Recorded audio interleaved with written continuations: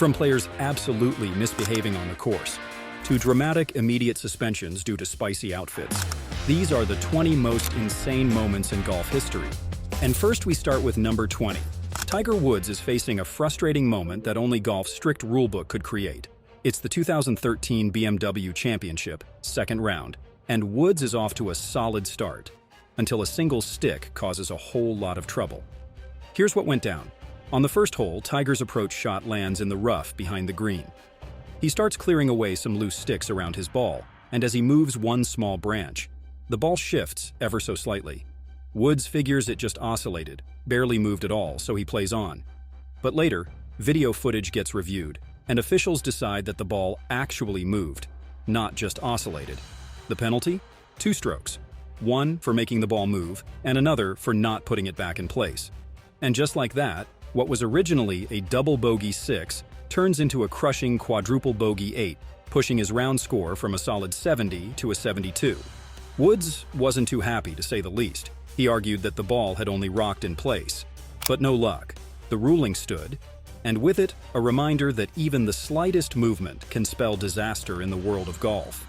At number 19, we're going back to 1960 for one of the most significant US Opens ever played. Cherry Hills, Denver. Arnold Palmer's 7 shots back starting the final round.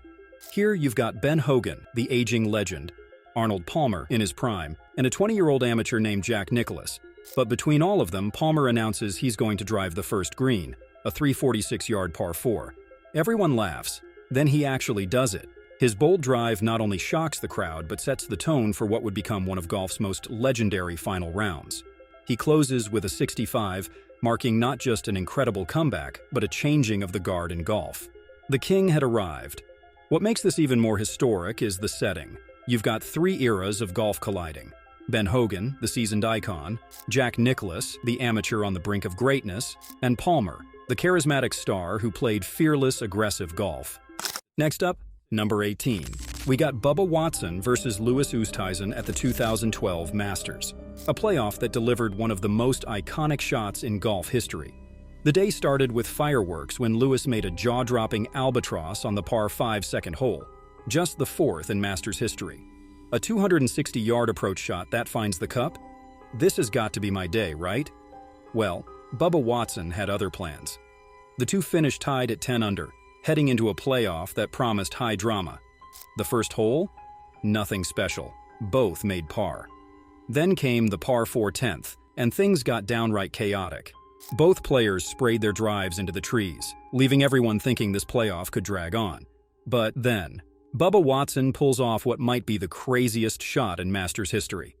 He's deep in the pine straw with trees blocking his view of the green. What does he do? Armed with a wedge, he hooked the ball nearly 40 yards around the trees, the ball soaring through the air before landing softly on the green, like it had GPS. 2 putts later, and Bubba Watson is crying his eyes out, wearing a green jacket.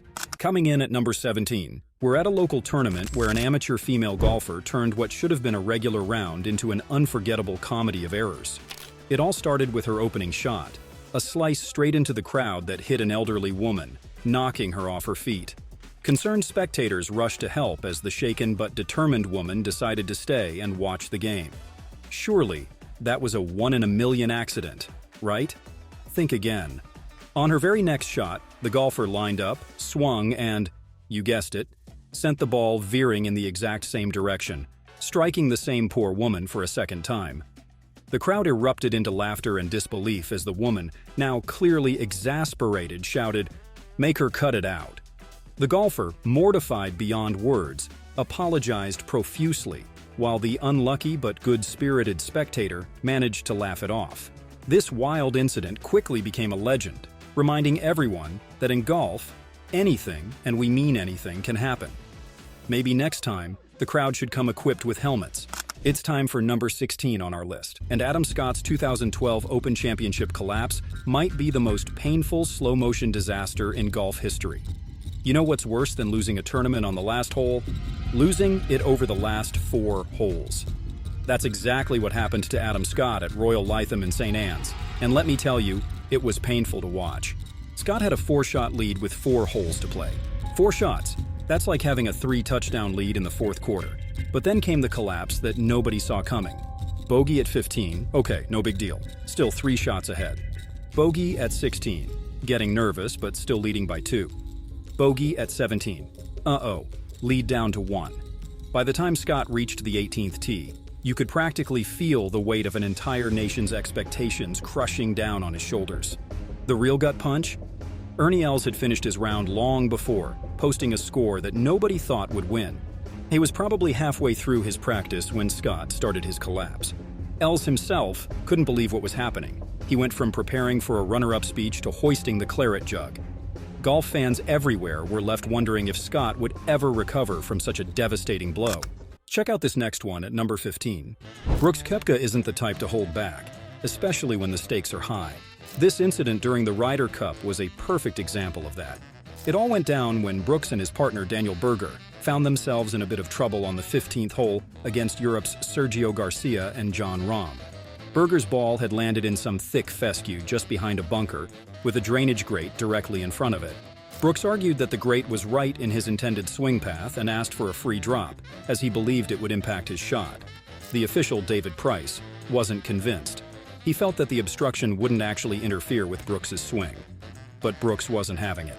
With a serious tone and some biting sarcasm, he asked Price if he'd ever seen him hit a ball before. It was clear that he wasn't going to just let this slide, and his frustration was obvious. As the debate continued, Brooks even brought up a wrist injury he'd sustained recently, trying to emphasize that hitting off the uneven ground could aggravate it. He insisted on a second opinion, and when another official arrived and sided with Price, Brooks finally let loose. In a parting shot, he muttered, "If I break my wrist, this is on both of you." This wasn't even the most inappropriate one, though. Here at number 14, we have the unforgettable 7-hole playoff between Tiger Woods and Jim Furyk at the 2001 WGC NEC Invitational. A showdown starts with Furyk in serious trouble on the very first playoff hole. He finds himself in a bunker, needing to get up and down just to stay alive. His first shot stays in the bunker. Everyone's thinking, that's it, game over. Recovering from the trees, catching lucky bounces off a scoreboard, and somehow pulling off par saves from impossible lies. Meanwhile, Furyk has chance after chance to end it, but the golf gods seem to have other plans. His 12-foot birdie putts keep burning the edges, and you can feel the frustration building with every near miss. Are emotionally drained. Everyone knows it has to end soon, but who's going to deliver the final blow? That's a playoff filled with drama, heartbreak, and brilliance. Exactly the kind of moment that solidified Tiger Woods as one of the greatest closers in golf history. Next up, number 13. Here we head to the 2016 Ryder Cup, where a heckler stole the spotlight in a way no one saw coming. During a practice round, the European team, featuring stars like Justin Rose and Henrik Stenson, was struggling with a tricky putt. The crowd watched as attempt after attempt slid past the hole. Then, from the sidelines, a fan named David Johnson decided he had seen enough. He heckled the pros, loudly boasting that he could make the putt himself. Instead of ignoring him, Rose and Stenson decided to call his bluff. They waved Johnson onto the green, inviting him to show off his skills in front of the entire gallery. To make things even more interesting, Rose pulled out a crisp $100 bill and placed it next to the hole as a prize. The crowd went wild as Johnson, an everyday golfer with no professional experience, stepped onto the green, grabbed a putter, and prepared for the moment of his life. And then it happened. Johnson took his stance, drew back the putter, and, against all odds, sank the putt perfectly. The crowd erupted in cheers. Players laughed and high-fived him, and Johnson became an instant legend. What started as a bit of heckling turned into one of the most heartwarming and entertaining moments in Ryder Cup history. Turns out, sometimes the best putter on the green is sitting in the bleachers with a beer. Sliding into number 12. Imagine being 59 years old and standing just one shot away from rewriting golf history. That was Tom Watson at the 2009 Open Championship, on the verge of achieving the impossible, becoming the oldest major champion ever. Here's what happened. Watson had been defying the odds all week at Turnberry, matching and even outplaying golfers half his age. By the time he reached the 18th hole on the final day, all he needed was a par to secure the claret jug. Watson's approach shot was good. At least that's what everyone thought as it soared toward the green. It landed just where he needed it. But then, Out of nowhere, it took an unexpectedly firm bounce, skidding off the back of the green. No problem, right? Just a simple up and down, and Tom Watson would be the Open champion. His first putt, not his best.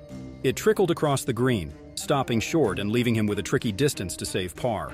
Still, this was Tom Watson, a man who had defied the odds all week, riding a wave of momentum that felt unstoppable. The crowd held its breath as Watson lined up his putt for the win. He struck it cleanly, but the ball just grazed the edge of the hole and stayed out.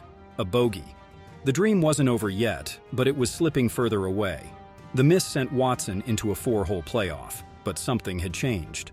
The energy that had carried him all week seemed to waver. The exhaustion of 4 days of competition and the emotional toll of what could have been a fairy tale ending seemed to weigh heavily on Watson in the playoff, and Sink eventually won by a wide margin. Now at number 11, we're at the 2023 Hero World Challenge, and Collin Morikawa found himself at the center of a rules controversy that ended up costing him a shot at the title. It's the third round, and the PGA Tour suddenly drops the bomb. Morikawa's getting hit with a 2-stroke penalty. Why? Because he and his caddy, totally unaware, made a simple mistake on the 4th hole. So, what happened? Turns out Morikawa's caddy JJ had been using a device on the practice green to measure the slope. Perfectly legal, right? But here's the twist. He wrote those measurements into Morikawa's yardage book to use on the actual course. That's a big no. Using the device on the practice green was fine, but writing those numbers down and referencing them mid-game, that crossed the line. However, this wasn't even the worst part. You're probably wondering, how did the officials even find out? Well, it wasn't because they caught him in the act. Nope, it was all thanks to Morikawa's playing partner from the previous day, Matt Fitzpatrick, who just happened to casually mention it to the rules officials. And just like that, the whole thing blew up. By Saturday, they officially called him out on the violation. PGA official Stephen Cox later explained that the rule, Model Local Rule G11, was designed to keep green reading as a traditional skill, avoiding technological shortcuts. The result? Morikawa went from 10 under to 8 under, pushing him out of contention. Ouch. Imagine losing your shot at the title because of a friendly heads-up from a fellow player. Halfway through at number 10, the mother of all comebacks, the one that makes all other comebacks look like child's play, the 1999 Open Championship at Carnoustie. Paul Lawrie, 10 shots behind going into the final round. Most people aren't even paying attention to him. He's ranked 159th in the world, playing on his home turf but given absolutely no chance. All eyes are on Van de Velde, who begins the day with a 3-shot lead. Victory seems inevitable. But in golf, nothing is certain. As Lawrie quietly starts climbing the leaderboard with a flawless round, the cracks in Van de Velde's game begin to show. Lawrie birdies the 2nd, the 4th, and then the 7th. Meanwhile, Van de Velde bogeys the 11th and 12th. The gap is shrinking. Carnoustie's brutal conditions are taking their toll on the leader. But Lawrie is thriving, firing an incredible 67 with 6 birdies in one of the toughest final rounds in Open history. By the time Van de Velde reaches the 18th, Laurie's score has put him in contention. But Van de Velde still holds a 3-shot lead. All he needs is a double bogey to win. What happens next is the stuff of legend and heartbreak. Van de Velde steps to the tee, still aggressive, but his drive finds the rough. His second shot bounces off the grandstand into knee-high grass. Now, under pressure, he attempts a risky 3rd shot, only to find the infamous Barry burn. Fans watch in disbelief as Van de Velde removes his shoes, steps into the water, and considers hitting out of the hazard. Chaos reigns. Eventually, he takes a penalty drop, reaches the green, and triple bogeys the hole to fall into a 3-way playoff with Lawrie and Justin Leonard. And this is where Lawrie seizes his moment. The playoff starts and the nerves of the home crowd are palpable, but Lawrie is unshaken. He plays steady, controlled golf while Van de Velde and Leonard struggle to recover. He pulls away on the 17th with a clutch birdie and wins by 3 clear shots. The home crowd erupts as their local hero completes the unthinkable. He became the first Scotsman to win an Open on Scottish soil since 1931. Moving on to number 9, and we're at the Waste Management Phoenix Open.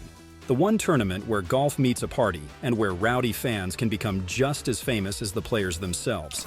But in 2018, one fan took it to a whole new level.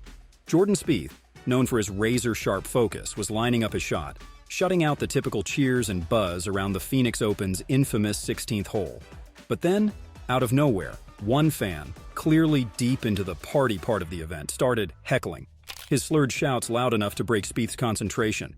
As Spieth settled into his backswing, the fan's drunken voice grew louder and more obnoxious, stumbling into a territory that was less cheering and more cringeworthy.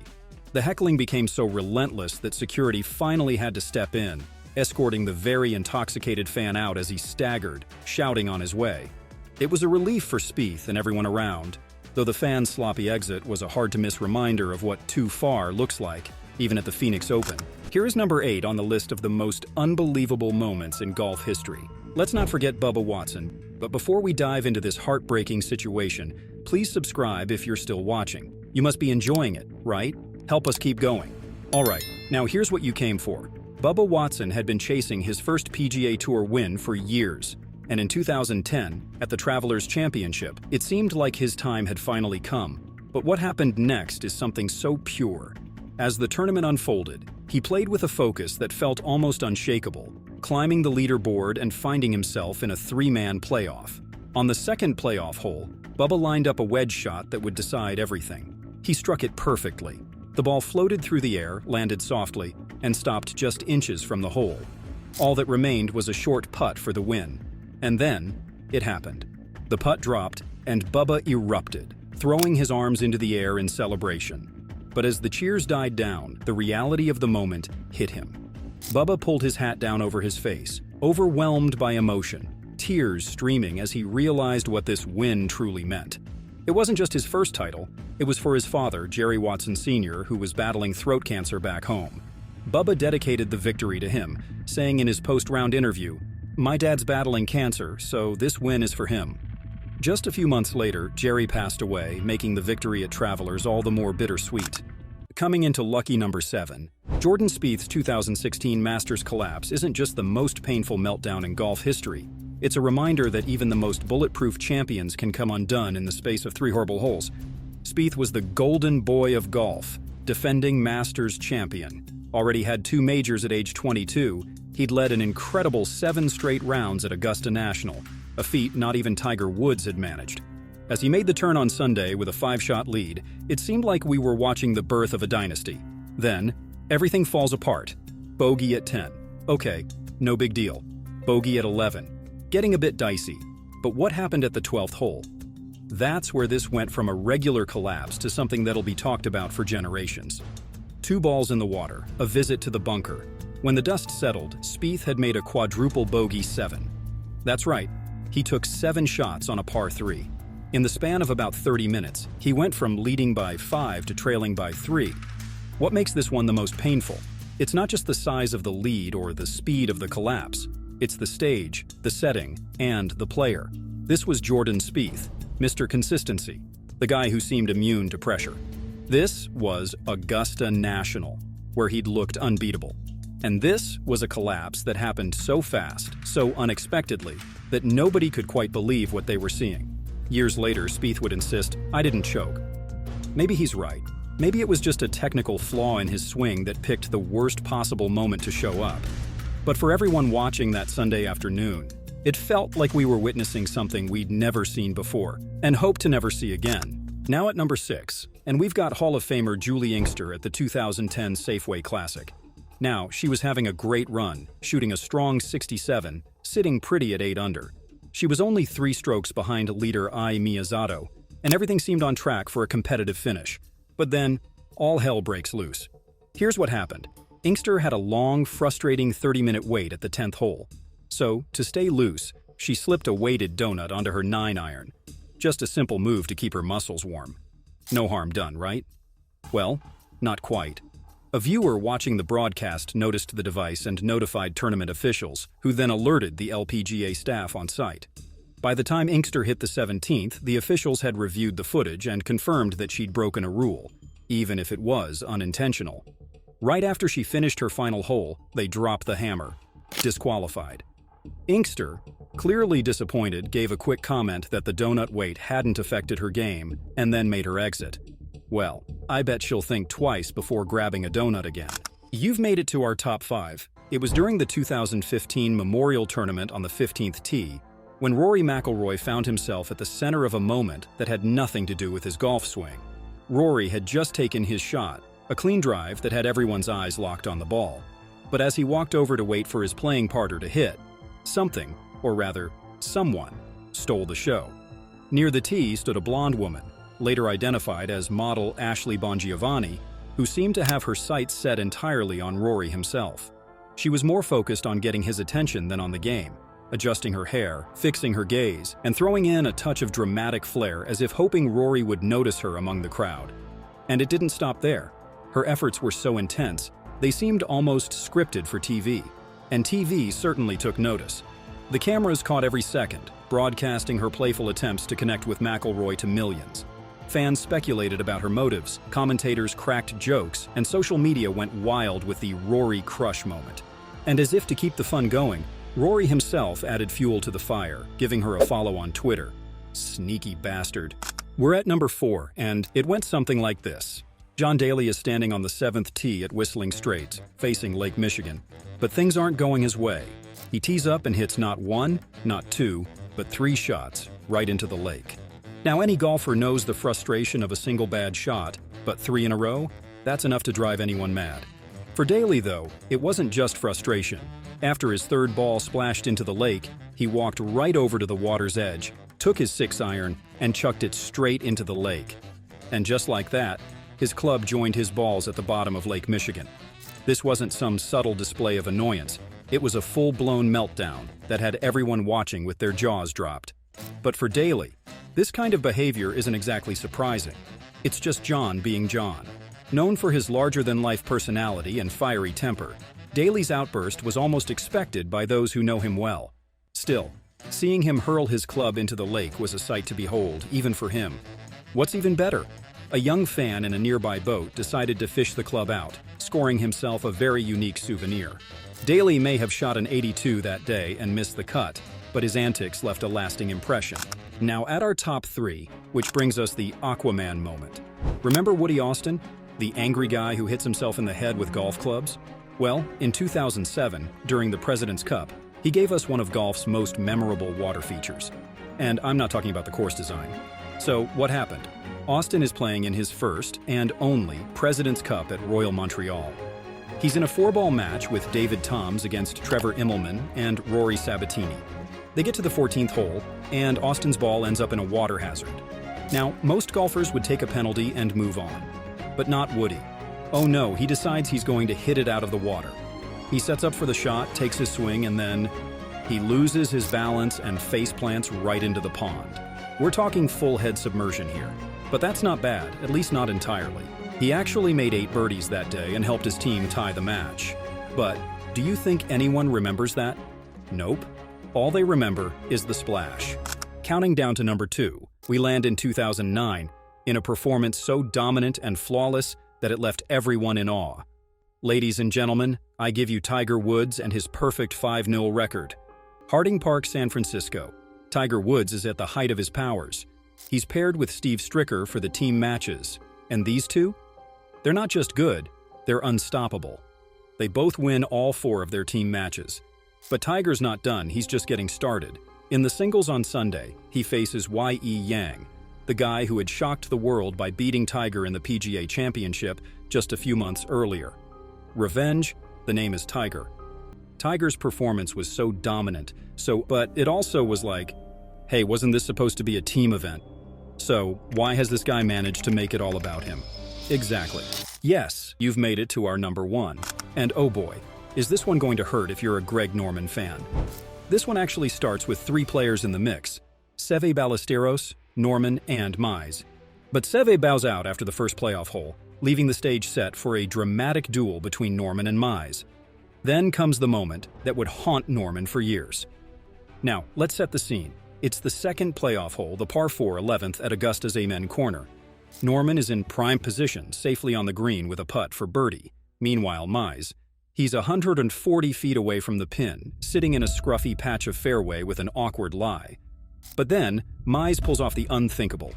He takes his wedge, strikes it clean, and the ball starts rolling. A perfect line straight toward the hole. And then, it drops him dead center. Larry Mize just chipped in for the win. Unbelievable. The crowd explodes into chaos. Norman's standing there in shock, and just like that, a local Augusta boy becomes Masters champion.